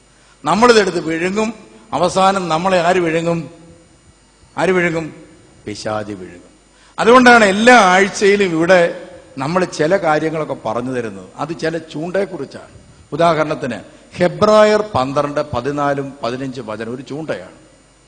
വിദ്വേഷത്തിന്റെ വേര് വളർന്ന് ഉപദ്രവം ചെയ്യാതിരിക്കാൻ സൂക്ഷിച്ചുകൊള്ളുവിൻ. എന്താണ്? വിദ്വേഷത്തിന്റെ വേര് വളർന്ന് ഉപദ്രവം ചെയ്യാതിരിക്കാൻ സൂക്ഷിച്ചു. അതിൽ കൊത്തിക്കഴിഞ്ഞാൽ ചിലപ്പോൾ സാത്താൻ നമ്മളെ വലിച്ചെവിടെ കൊണ്ടുപോകും? സാത്താന്റെ ഭക്ഷണമാക്കി മാറ്റും. അതൊരു ചൂണ്ടയാണ്. ഇതുപോലത്തെ പല ചൂണ്ടയുണ്ട് പിശാചിന്. അതുകൊണ്ട് അതിനെ അതിജീവിക്കാൻ ഒറ്റ മാർഗ്ഗമേ ഉള്ളൂ: ദൈവവചനം കേൾക്കുക. ഒരിക്കല് ഞാനിവിടെ ഒരു ധ്യാനം നടത്തിക്കൊണ്ടിരിക്കുകയാണ്. പെട്ടെന്ന് ഞാനൊരു വചനം പറഞ്ഞു. കുറച്ചു നേരം കഴിഞ്ഞപ്പോൾ ഒരാൾ എന്നോടൊന്ന് പറഞ്ഞു, ഞാൻ നാളെ ചെന്നൊരു വലിയ കെണിയിൽ പെടേണ്ടതായിരുന്നു. വചനം കേട്ടപ്പോഴാണ് ഇതൊരു വലിയ കെണിയാണെന്ന് മനസ്സിലായത്. അതുകൊണ്ട് എനിക്കതിൽ രക്ഷപ്പെടാൻ പറ്റി. കെണി എന്നാന്ന് ഞാൻ പറയുന്നില്ല. വലിയൊരു മാരക പാപത്തിൽ ചെന്ന് ആ വ്യക്തി വീഴേണ്ടതായിരുന്നു. പക്ഷേ തിരുവചനം കേട്ടപ്പോൾ പെട്ടെന്ന് ആ വ്യക്തിക്ക് പാപത്തിൽ നിന്ന് വിട്ടുപോരാൻ പറ്റി. കണ്ടോ, ഇതാണ് കെണി. അപ്പൊ പ്രിയമുള്ളവരെ, സാത്താൻ ഇതുപോലെ അനേകം തരത്തിലുള്ള കെണികളുണ്ട്. ആ കെണികൾ വെച്ചുകൊണ്ട് കാത്തിരിക്കുക. പ്രിയമുള്ളവരെ, സാത്താന്റെ കുടിലതന്ത്രങ്ങൾ, അതിനെ എതിർത്ത് നിൽക്കാൻ ദൈവത്തിന്റെ എല്ലാ ആയുധങ്ങളും ധരിക്കുവിൻ. ഇതാണ് കർത്താവ് പറയുന്നത്. എന്താണ് ആയുധം? ഇതാ നിങ്ങൾ മാംസത്തിനും രക്തത്തിനും. ഇതിന് മനുഷ്യരല്ല പറയുന്നത്, മറിച്ച് അവരുടെ ഉള്ളിൽ പ്രവർത്തിക്കുന്ന തിന്മയുടെ ദുരാത്മാക്കളാണ് ഇത് പ്രവർത്തിക്കുന്നത്. നമ്മൾ അറിയുന്നില്ലെന്നേ ഉള്ളൂ. ഒരു മനുഷ്യനും പ്രിയമുള്ളവർ, നമ്മൾ മാംസരക്തങ്ങൾക്കെതിരല്ല. ഒരു മനുഷ്യനും നമ്മുടെ ശത്രുവല്ല. ശത്രു ആകരുത്. പിന്നെ ആരാണ് ശത്രു? പ്രിയമുള്ളവര്, ഓരോ മനുഷ്യനിലും പ്രവർത്തിക്കുന്ന ദുഷ്ടതയുടെ ആത്മാവുണ്ട്. ആ ആത്മാവാണ് തിന്മ ചിന്തിപ്പിക്കുന്നത്. നല്ലത് പ്രവർത്തിപ്പിക്കുന്ന ആരാ? പരിശുദ്ധാത്മാവ്. ഞാനിപ്പോ ഒരു പ്രോഗ്രാമിൽ പങ്കെടുത്തിട്ട് വരിക. എവിടെയാണെന്നറിയോ? നവജീവൻ ട്രസ്റ്റ്. നവജീവൻ ട്രസ്റ്റിലെ 25 വർഷം കഴിയുകയാണ് നവജീവൻ ട്രസ്റ്റ് ആരംഭിച്ചിട്ട്. പ്രിയമുള്ളവരെ, നവജീവൻ ട്രസ്റ്റിലെ 25 വർഷ കാലയളവിനിടയിൽ ആദ്യകാലം മുതൽ ഞാൻ അവിടുത്തെ നിത്യ സന്ദർശകനായിരുന്നു. എല്ലാ വർഷവും പോകുമായിരുന്നു. സെമിനാരിയിൽ നിന്ന് പോലും ഒളിച്ചു പോന്ന് ഞാൻ അവിടെ ശുശ്രൂഷ ചെയ്തിട്ടുണ്ട്. രോഗികളുടെ ഷേവ് ചെയ്യുക, മുടി വെട്ടിക്കൊടുക്കുക, ഇതൊക്കെ ചെയ്യാൻ സെമിനാരിയിൽ നിന്ന് പ്രിയമുള്ളവരെ വെള്ളിയാഴ്ച വൈകുന്നേരം മുങ്ങാന്ന് പറഞ്ഞ അനുവാദമൊക്കെ ചോദിച്ചിട്ടാണ്. പനിയാന്നോ വയറ്റുവേനയാന്നൊക്കെ പറഞ്ഞ് മുങ്ങി പ്രിയമുള്ളവരെ അവിടെ പോയി ശുശ്രൂഷ ചെയ്തുകൊണ്ടിരുന്ന ആളാണ് ഞാൻ. ഇന്ന് അതിന്റെ 25 വർഷം പിന്നിടുകയാണ്. നിങ്ങൾ പത്രത്തിൽ വായിച്ചു കാണും. നവജീവൻ ട്രസ്റ്റിന്റെ 25 വർഷം പിന്നിടുകയാണ്. 250-300 ആളുകൾക്ക് ഭക്ഷണം കൊടുത്ത് ഏകദേശം 5000-ഓളം വ്യക്തികൾക്ക് മെഡിക്കൽ കോളേജിൽ ഭക്ഷണം കൊടുക്കുന്ന വലിയ പ്രസ്ഥാനമാണ്. അപ്പം ഞാൻ അവിടെ പോയത് പ്രിയമുള്ളവര്, അത് ഏതെങ്കിലും ഒരു പ്രത്യേക സഭയുടേതായതുകൊണ്ടല്ല, മറിച്ച് ദൈവത്തെ ശുശ്രൂഷിക്കുന്ന, ദൈവത്തിന്റെ വചനം പാലിക്കുന്ന, ദൈവത്തിന് വേണ്ടി ആത്മാർപ്പണം ചെയ്ത ഒരു മനുഷ്യന്റെ ജീവിത ബലിയാണത്. തോമസ് എന്ന് പറയുന്ന ഒരു മനുഷ്യന്റെ ജീവിത ബലിയാണ് പ്രിയമുള്ളവരത്.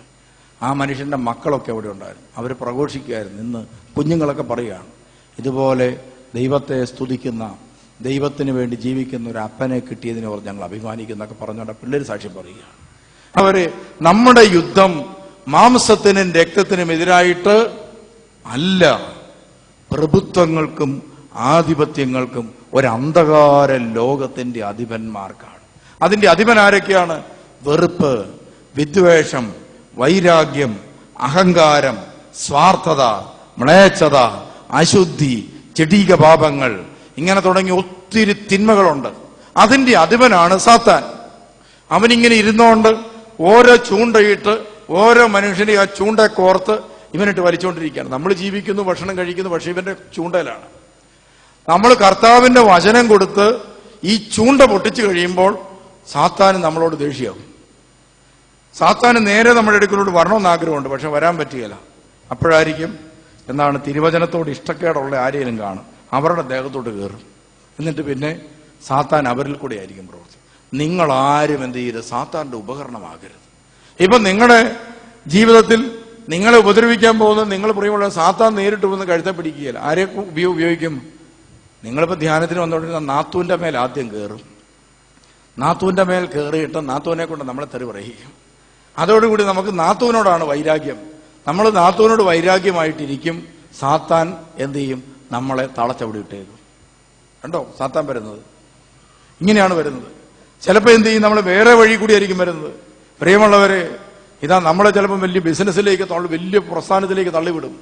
എന്നിട്ട് എന്ത് ചെയ്യും? നമ്മളെ പ്രാർത്ഥിക്കാനും പറ്റുകയില്ല, ദൈവത്തെ വിളിക്കാനും പറ്റാത്ത മാനസികാവസ്ഥയെ കൊണ്ട് കുരുക്കിയിടും. ഒരു തന്ത്രമാണ്. ചെരുപ്പ് കുത്തിയെ കണ്ടിട്ടുണ്ട്. ചെരുപ്പ് കുത്തി തന്റെ കയ്യിരിക്കുന്ന സൂചി അങ്ങോട്ട് കുത്തിക്കയറ്റും.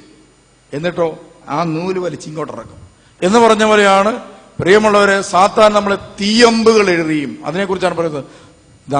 സാത്താന്റെ കൂരമ്പുകളെ കെടുത്താൻ. എന്താ ഈ കൂരമ്പ് എന്ന് പറഞ്ഞാൽ? നമ്മുടെ പണ്ടുകാലത്ത് കോട്ടയ്ക്കകത്തേക്ക്, കോട്ടയുണ്ട്, രാജാക്കന്മാരുടെ കോട്ട. അപ്പൊ കോട്ടയുടെ വാതിലൊക്കെ അടച്ചിട്ടേക്കും. എന്നിട്ട് രാജാവ് അതിനകത്തായിരിക്കുന്നത്. അപ്പൊ ഇവരെന്ത് ചെയ്യും? ശത്രു സൈന്യം കയറി വന്നു കഴിഞ്ഞാൽ ആദ്യം ചെയ്യുന്നത് അകലേന്ന് തീ കത്തിച്ചിട്ട് അമ്പ് അങ്ങോട്ട് അടിച്ചുവിടും. കോട്ടയ്ക്കകത്തോട്ട് 2-3 സ്ഥലത്ത് തീ വീണ് കഴിയുന്നതോടുകൂടി അവിടെ ഇവിടെ തീ കത്താൻ തുടങ്ങും. തീ പിടിക്കാൻ തുടങ്ങും. പ്രിയമുള്ളവരെ, പെട്ടെന്ന് കോട്ടയ്ക്കകത്തുള്ള ആളെല്ലാം അങ്ങോട്ടും ഇങ്ങോട്ടും കിടന്ന് ഓടി മൊത്തം പ്രശ്നങ്ങളാവും. പ്രശ്നമായി കഴിയുമ്പോൾ പ്രിയമുള്ളവരെ, ആളുകൾ ആരെങ്കിലും അകത്തുനിന്ന് കോട്ടയുടെ വാതിൽ തുറന്ന് പുറത്തോട്ട് ഓടാൻ ശ്രമിക്കും. ആ തക്കം നോക്കി എന്ത് ചെയ്യും? ശത്രു സൈന്യം അകത്ത് കയറി കോട്ട കീഴടക്കും. അല്ലെ കോട്ടയ്ക്കകത്ത് കയറാൻ പറ്റത്തില്ല. ഇങ്ങനെയാണ് ശത്രു സൈന്യം ആളുകളെ കീഴ്. ഇതുപോലെ സാത്താൻ നമ്മുടെ ഹൃദയത്തിലേക്ക് പതുക്കെ കയറാൻ പറ്റാതെ ഇങ്ങനെ നോക്കിയിരിക്കും. നമ്മൾ നല്ലവണ്ണം പ്രാർത്ഥിക്കും. രാവിലെ എഴുന്നേറ്റ് പ്രാർത്ഥിക്കുന്നു, ഉച്ചയ്ക്ക് പ്രാർത്ഥിക്കുന്നു, വൈകിട്ട് പ്രാർത്ഥിക്കുന്നു. ഇങ്ങനെ നല്ല പ്രാർത്ഥനാനുഭവത്തിലിരിക്കുമ്പോൾ സാത്താൻ പതുക്കെ ഒരു അമ്പ അങ്ങോട്ട് ചെയ്യും. എന്തെങ്കിലും പഴയ കാര്യങ്ങളും എല്ലാം ഓർക്കും. ചിലപ്പോൾ ഒറ്റ ഫോൺ കോൾ മതി നമ്മുടെ മൂഡ് മുഴുവൻ പോകാൻ. അത് മതി നമ്മളെ നശിപ്പിക്കാൻ. നമ്മുടെ ഉള്ളിലേക്ക് അങ്ങോട്ട് തൊടുത്തു വിടും. അതുകൊണ്ട് ആവശ്യമില്ലാത്ത കാര്യങ്ങൾക്കകത്ത് പോയി തലയിടുന്ന പരിപാടി നിർത്തണം. നമ്മുടെ വീട്ടിലെ കാര്യം തന്നെ നമുക്ക് ഇഷ്ടം പോലെ ചെയ്യാനുണ്ട്. നമ്മളെന്ത് ചെയ്യും? ഫോൺ എടുത്ത് വെച്ച്, ഇപ്പൊ എങ്ങനെയുണ്ട് മരുമകള്?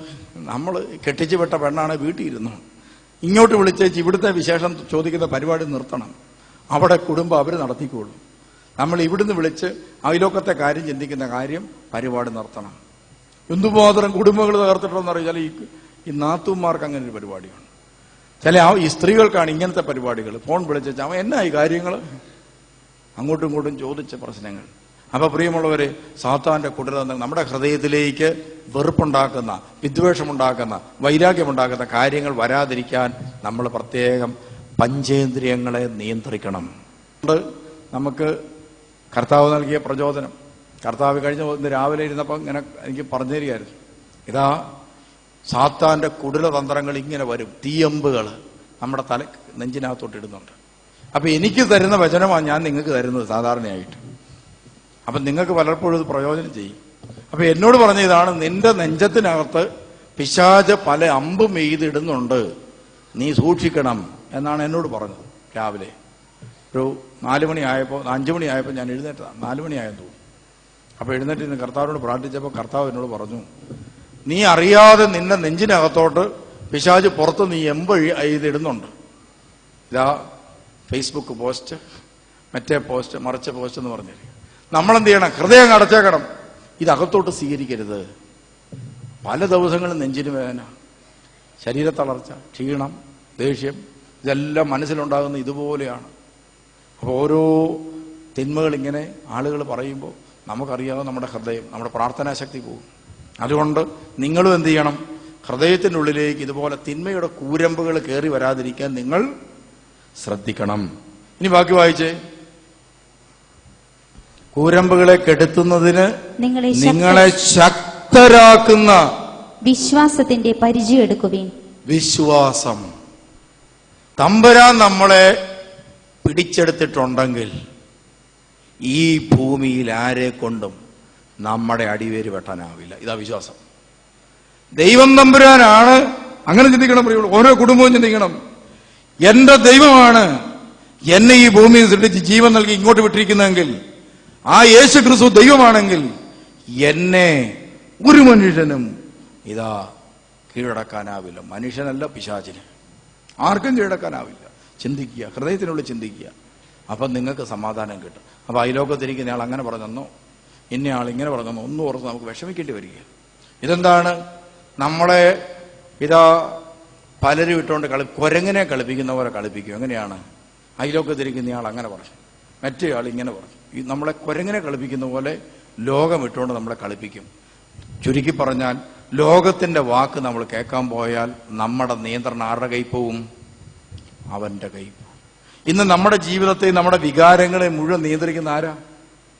ലോകമാണ്, മറ്റുള്ളവരാ. നമ്മൾ വേറെ നിങ്ങളെ ഇപ്പോ നിയന്ത്രിക്കാനായിട്ട് ഇതാ ഇവിടുന്ന് ധ്യാനം കഴിഞ്ഞ് അങ്ങോട്ട് ഇറങ്ങുക, നല്ല പ്രാർത്ഥന അനുഭവത്തിൽ നിങ്ങൾ അങ്ങോട്ട് പോവുക. നിങ്ങളെ നിയന്ത്രിക്കാൻ പരിശുദ്ധാത്മാവായിരിക്കുമോ അതോ സാത്താനായിരിക്കുമോ നിങ്ങളെ നിയന്ത്രിക്കുന്നത്? ആരാ നിയന്ത്രിക്കുന്ന അറിയണമെങ്കിൽ പ്രിയമുള്ളവരെ, തൂത്തുട്ടി കവലെ നിന്നുകൊണ്ട് ഒരു 4 പച്ചത്തെറി നിങ്ങളോട് പറഞ്ഞാൽ മതി. നിങ്ങൾക്ക് എന്നാ പറ്റുമോ അന്നേരം? പ്രൈസ് ദി ലോർഡ്, സന്തോഷായി എന്ന് പറഞ്ഞു പോവോ? നിങ്ങളുടെ മുഖഭാവം മാറും. പ്രാർത്ഥനയ്ക്ക് പോയതാണെന്ന് വിചാരിക്കുക, എന്താ ഞാൻ ശരിയാക്കുമെന്ന് പറഞ്ഞാൽ നമ്മൾ പറയാം. അപ്പൊ നമ്മുടെ നിയന്ത്രണം അറിയില്ല.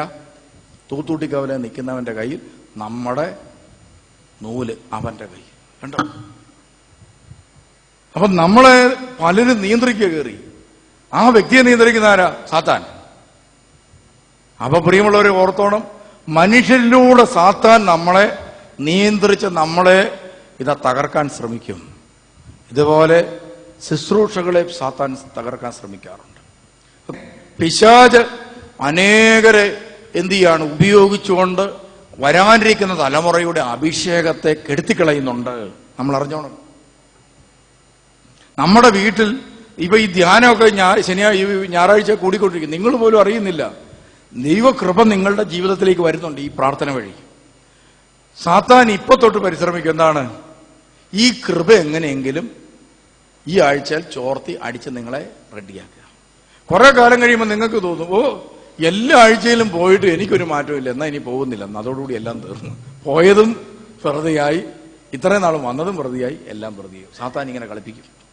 അതുകൊണ്ട് എഫേസസ് 6:10-20 വചനം കാണാതെ പഠിക്കണം. ഇനി ബാക്കി കൂടെ വായിച്ചെങ്കിൽ നമുക്ക് നിർത്തിയേക്കാം. വായിച്ചേ. രക്ഷയുടെ പടത്തൊപ്പി അണിയുകയും ദൈവവചനമാകുന്ന ആത്മാവിന്റെ വാൾ എടുക്കുകയും ചെയ്യുക. പ്രിയമുള്ളവരെ, ഇത്രയൊക്കെ നമുക്ക് പരിചയമായിട്ട് നിൽക്കുമെങ്കിലും ഇതാ ഉപയോഗിക്കാനുള്ള ആയുധം ഏതാ? വചനം. വചനം. നിങ്ങളുടെ ജീവിതത്തിൽ ശത്രുവിനെ തോൽപ്പിച്ച് കീഴടക്കണമെങ്കിൽ ദൈവവചനമാകുന്ന വാളെടുത്ത് ഉപയോഗിക്കണം. ഇപ്പൊ ഉദാഹരണത്തിന് വെറുപ്പ് കിടക്കുകയാണ്, ക്ഷമയുടെ വചനം എടുത്ത് വായിക്കണം. ഇതാ ഹെബ്രായർ 12:14-15 വചനം. വിദ്വേഷത്തിന്റെ വേര് വളർന്ന് ഉപദ്രവം ചെയ്യാതിരിക്കാൻ സൂക്ഷിച്ചുകൊള്ളുവിൻ എന്ന വചനത്തിന്റെ യോഗ്യതയാൽ എന്റെ ഹൃദയത്തിലെ വിദ്വേഷം നിർവീര്യമായി പോകട്ടെ. രോഗമാ വന്നിരിക്കുന്നോർത്തോ, സങ്കീർത്തനം 107 അവിടുന്ന് എന്റെ വചനം അയച്ച് എന്നെ സൗഖ്യപ്പെടുത്തി, ഈ തിരുവചനത്തിന്റെ യോഗ്യതയാൽ എന്റെ രോഗം സുഖപ്പെടട്ടെ. വചനം വായിക്കണം. കടബാധ്യതകൾ മൂലം നമ്മൾ സാമ്പത്തികമായി നമ്മൾ ഭയങ്കര വലിയ പ്രതിസന്ധിയിലാണ്. നമ്മൾ എന്ത് ചെയ്യണം? ഉള്ളത് കൊണ്ട് തൃപ്തിപ്പെടുന്നവന് ദൈവഭക്തി വലിയൊരു നേട്ടമാണ്. നാം ഈ ഭൂമിയിലേക്ക് ഒന്നും കൊണ്ടുവന്നിട്ടില്ല, ഒന്നും കൊണ്ടുപോകാനും പോകാനും സാധിക്കുന്നില്ല. 1 തീമോഥെയോസ് 6:10 വചനം വായിക്കണം. കണ്ടോ? വായിച്ച് പഠിക്കണം. അന്നേരത്തിന് എന്ത് ചെയ്യണം? അന്നേരമാണ് സംഭവിക്കുന്നത്, നമുക്ക് ഈ പ്രയാസങ്ങൾ മാറും. നമ്മൾ ഇങ്ങോട്ട് വന്നപ്പോൾ എല്ലാം കൊണ്ടുവന്നോ? ഇല്ല. ഇനി പോകാൻ നേരത്തെ വല്ലതും കൊണ്ടുപോകും? ശവപ്പെട്ടി പോലും കൊണ്ടുപോകാൻ പറ്റത്തില്ല പ്രിയമുള്ളവർ. അതവിടെ കിടക്കും. പിന്നീട് 6 മാസം കഴിഞ്ഞ് തുറന്നാലും ശവപ്പെട്ടി അവിടെ കിടന്ന് ദ്രവിച്ചു പോകത്തുള്ളൂ. കൊണ്ടുപോകാൻ പറ്റത്തില്ല. ഒരു സാധനവും കൊണ്ടുപോകാൻ പറ്റത്തില്ല. ആകെപ്പാടെ കൊണ്ടുപോകുന്ന 2 സാധനമേ ഉള്ളൂ. എന്തൊക്കെയാണെന്നറിയോ? നമ്മൾ ചെയ്ത നന്മ, നമ്മൾ ചെയ്ത തിന്മ. ഇത് മാത്രമേ ഉള്ളൂ. വേറൊരു സാധനവും കൊണ്ടുപോകാൻ പറ്റത്തില്ല. പിന്നെ ഈ 80 വർഷത്തെ ജീവിതത്തിനിടയിൽ 80 വർഷം ജീവിക്കുന്ന ഒരു ഗ്യാരണ്ടിയും ഒരു ഡോക്ടർ ഇപ്പൊ പറയില്ല നമ്മളെ നോക്കി. കാരണം എന്താ? 40 കഴിയുമ്പോൾ തന്നെ ഏകദേശം പോക്കടിക്കുമെന്ന് ഡോക്ടർക്ക് അറിയാം. പിന്നെ മിണ്ടുന്നില്ലെന്നുള്ളത്. നമ്മുടെ രോഗലക്ഷണമൊക്കെ വെച്ച് നോക്കിയാൽ സംഗതി പോക്കടിക്കാനുള്ളതാണ്. അപ്പൊ പ്രിയമുള്ളവർ, നമ്മുടെയൊക്കെ ജീവിതത്തിൽ എന്താ? അതുകൊണ്ടാണ് നമ്മൾ ഇങ്ങനെ ചിന്തിക്കുക, ഒരു ദിവസം ജീവിച്ചുള്ളെങ്കിൽ നന്നായിട്ട് ജീവിക്കുക. സാധിക്കുന്നിടത്തോളം പുണ്യങ്ങൾ ചെയ്യുക. നമുക്ക് ചെയ്യാൻ പറ്റുന്ന നല്ല ഒരു ഗ്ലാസ് വെള്ളം മറ്റുള്ളവന് കൊടുക്കാൻ പറ്റും കൊടുക്കുക. ഒരു തന്നെ സങ്കടം കേൾക്കാൻ പറ്റുമെങ്കിൽ കേൾക്കുക. അതുപോലെ ഒരുവന് വേണ്ടി പ്രാർത്ഥിക്കാൻ പറ്റുമെങ്കിൽ മുട്ടുമേ നിന്ന് പ്രാർത്ഥിക്കുക. ഇവിടെ വരുന്ന ധ്യാനത്തിൽ വരുന്ന ആളുകൾക്ക് വേണ്ടി മധ്യസ്ഥ പ്രാർത്ഥന നടത്താൻ പറ്റുമെങ്കിൽ പ്രാർത്ഥിക്കുക. ഒരു ദിവസം ഉപവസിക്കാൻ പറ്റുമെങ്കിൽ ഉപവസിക്കുക.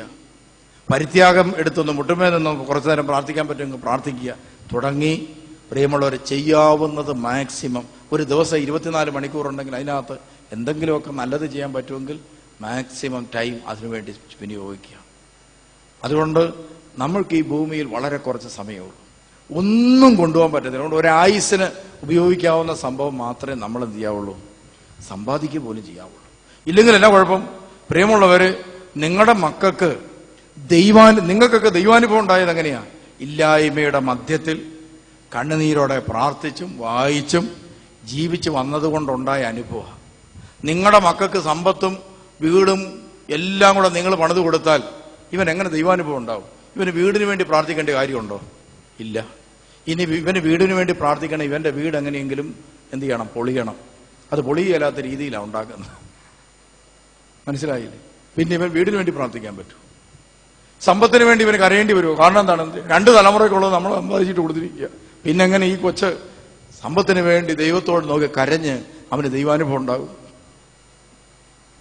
വിദ്യാഭ്യാസത്തിന് വേണ്ടി അവൻ കരയണമെങ്കിൽ പ്രിയമുള്ളവര്, അവന് 4 സൈഡിലും എന്താണ് ട്യൂഷനും കാര്യങ്ങളും എല്ലാം കൊടുത്തിരിക്കുക.